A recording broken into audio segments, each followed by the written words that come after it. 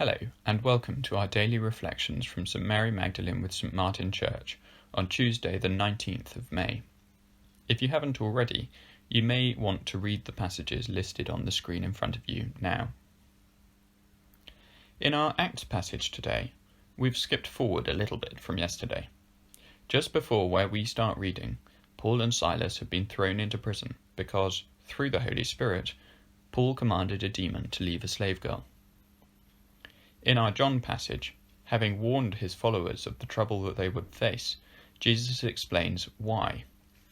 The Holy Spirit is not passive. He upsets the order of things. Jesus says he will convict the world concerning sin and righteousness and judgment. This is what's happening when Paul commands the demon to leave the girl. The Holy Spirit is convicting the world of sin in the exploitation of this slave girl, of righteousness in Jesus' power over works of evil, and of judgment in that the demon can do nothing to fight the Holy Spirit's power.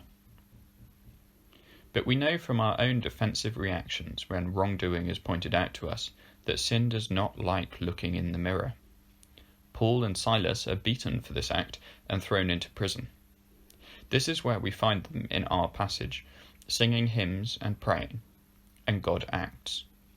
Though I walk in the midst of trouble, says our psalm, you will preserve my life. You stretch out your hand against the wrath of my enemies, and your right hand delivers me. An earthquake loosens their chains.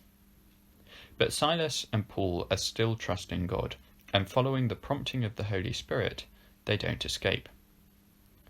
And they use the opportunity, when the guard is about to commit suicide over what has happened, to preach the good news of Jesus Christ to him, and he believes. We don't often see big miracles like we see here, but responding to claims that answered prayers are just coincidences, the former Archbishop of Canterbury, William Temple, said, "When I pray, coincidences happen, and when I don't, they don't." This is our encouragement. We may not be in prison, but we cannot do the work of God without the Holy Spirit, and he will answer our prayers.